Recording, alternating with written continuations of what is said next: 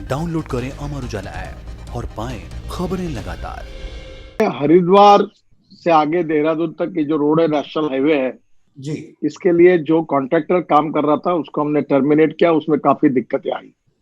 मैं 5 साल के पहले मंत्री बनने के पहले ही पुराने समय इनको ऑर्डर दिया गया था और हमने खूब कोशिश की, आखिर उसको टर्मिनेट किया, नए टेंडर निकाले और नए काम दिए।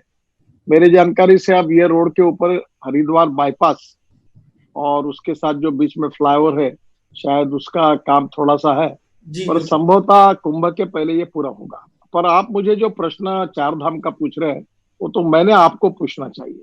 जी। मैं इसलिए दुखी हूं कि आप क्या कितने बार आपने काम बंद पड़ा, आपने ने आपके वहां के लोगों ने जी। जी। कितने बार कोर्ट ने स्टे दिया और आपका आप मुझे माफ करना, आप दोनों बाजू से बोलते हो। इस काम को कम से कम 25 बार बंद किया गया।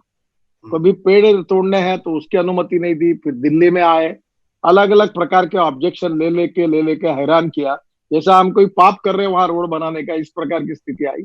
मैंने कम से कम 25-50 मीटिंग कराई उधर काम रोकने के लिए। अभी भी कोई भी आता है एनजीओ और कोर्ट में जाता है और कोर्ट उसको स्टे करता है, कभी हाई कोर्ट स्टे करता है, कभी आकर दिल्ली में आके ग्रीन ट्रिब्यूनल के पास जाके जाते हैं। अब क्या मैं काम कैसे करूं? अगर काम अवार्ड करने के बाद भी ऐसी स्थिति आएगी तो क्या करूंगा? फिर कभी आपको सैंड चाहिए तो सैंड वालों के ऊपर सरकार ने बैन डाल देते। अब मुझे बताइए कि आज हमारे देश में आज अगर सैंड नहीं मिलेगी, एग्रीगेट नहीं मिलेगा, तो कैसे कम करेंगे? रोड के का काम कैसे हो पाएंगे? मैं बिल्कुल इकोलॉजी और इन्वायरमेंट के फेवर में हूँ। ये रोड बनने से ऑल सीजन रोड बनेगा ताकि बद्रीनाथ, केदारनाथ, गंगोत्री, यमुनोत्री ये चारों पर हम साल भर जा सकेंगे। जो ओली करके जगह है जोशीमठ के पास, वो मैंने प्रयास किया उसको वर्ल्ड की एक टूरिज्म की बेस्ट डेस्टिनेशन बनाने के लिए। मैंने उत्तराखंड सरकार को कहा कि मैं भी सहयोग करता हूँ ताकि वहाँ डावोस जैसा था स्विट्जरलैंड में, उससे भी अच्छा ये बन सकता है। ये टूरिज्म इसके कारण दुगना होगा उत्तराखंड का, जिसके कारण रोजगार निर्माण होंगे। और साथ मैं ये चाहता हूँ कि डेवलपमेंट भी हो और इकोलॉजी एंड इन्वायरमेंट भी मेंटेन हो। रोड के बाजू में हम पेड़ भी लगाएंगे तो स्वाभाविक रूप से आपको पता ही है कि दिक्कतें कैसी आती है। और मुजफ्फरनगर कौन सा गांव है आपका उधर का जो इस रोड पे आता है? मुजफ्फरनगर। मुजफ्फरनगर मैं आया था, वहां से मैं पूरे रोड की इंस्पेक्शन मैंने की। वो काफी बार इंक्रोचमेंट हुई थी, इंक्रोचमेंट हटाया नहीं सरकार ने। राज्य सरकार को हटाना था, हटाते हटाते हटाते हटाते आपको मालूम है कि एक एक काम करते समय कॉन्ट्रैक्टर भी भाग गए। अगर रोड की अलाइनमेंट नहीं मिलेगी तो कैसे करेंगे? तो मैं अब उसको दोष नहीं देता, अभी दोनों भी काम जल्दी शुरू है। मैं आपसे एक अनुरोध करूंगा कि हम लोग इकोलॉजी एंड इन्वायरमेंट को मेंटेन करना चाहते हैं। एक पेड़ टूटा तो 10 पेड़ लगाना चाहते हैं और हम लोग किसी भी स्थिति में उत्तराखंड की इकोलॉजी और इन्वायरमेंट को खराब नहीं करेंगे। और उसके साथ साथ ये भी महत्वपूर्ण है कि पिछले बार जो मैं मंत्री होने के पहले जिससे प्रेरणा मुझे मिली, इतना बड़ा हादसा हुआ, इतने लोग मर गए, कितना बड़ा हादसा हुआ। तो मुझे लगता है कि ये ऑल सीजन रोड के कारण अब कभी ऐसा नहीं होगा। तो मुझे लगता है ये वर्ल्ड के लिए, दुनिया के लिए आस्था का विषय था। तो ये अब काम में लगा। अभी बीच में ही एक 10-15 दिन पहले मैंने एक टनल थ्रू हो गई, उसका उद्घाटन किया था। बिल्कुल। और अभी केदारनाथ के पास। जी, केदारनाथ के पास। और अभी काम चालू है, बीआरओ ने भी अच्छा काम किया है। जनरली बीआरओ में भी काफी अड़चने आती है।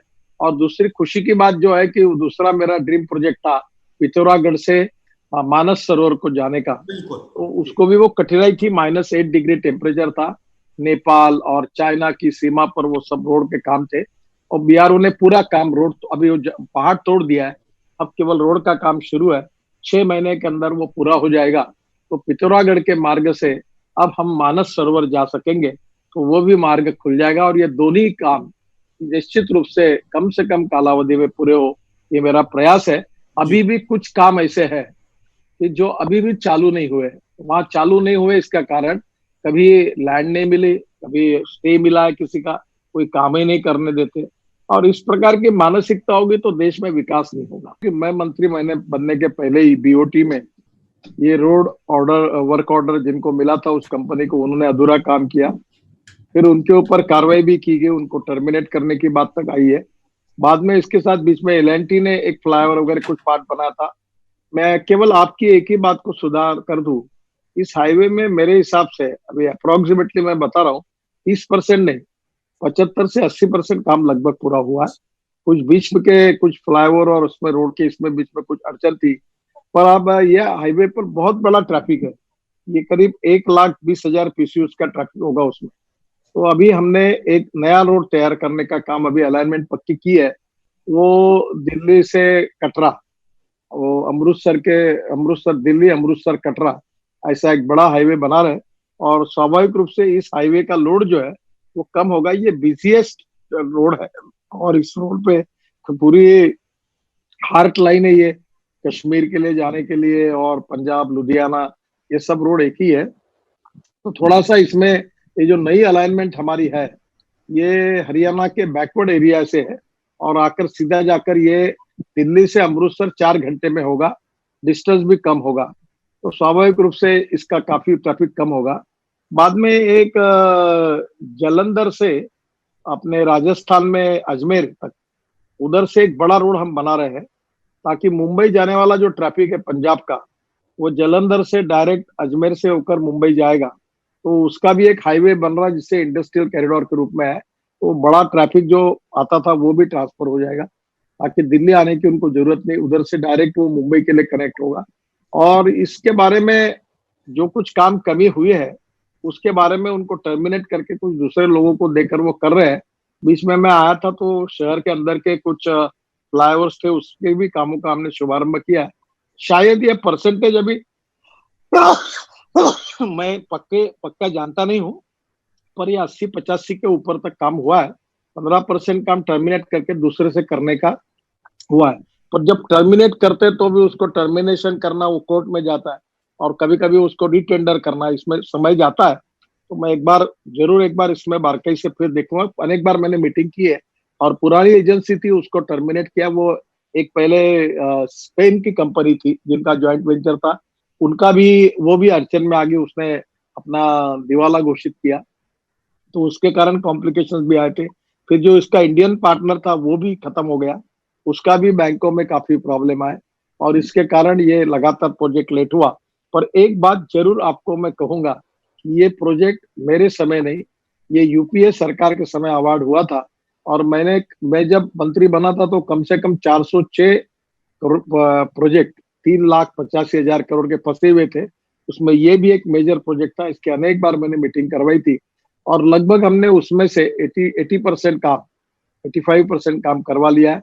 कुछ काम हमने 40,000 करोड़ के टर्मिनेट कर दिए और करीब 3,85,000 करोड़ के काम लगभग दिल्ली जयपुर का उसमें था, ये भी पूरा हुआ। और आपके लिए यही रोड के लिए आते समय दिल्ली का जो रिंग रोड था, ईस्टर्ली और वेस्टर्ली बाईपास, जिसमें हरियाणा, पंजाब, कश्मीर और उत्तराखंड, हिमाचल के लोगों को अगर राजस्थान, उत्तर प्रदेश जाना होगा तो दिल्ली के बीच में से जाते थे, वो बंद हो गया। वो भी रिंग रोड हुआ है।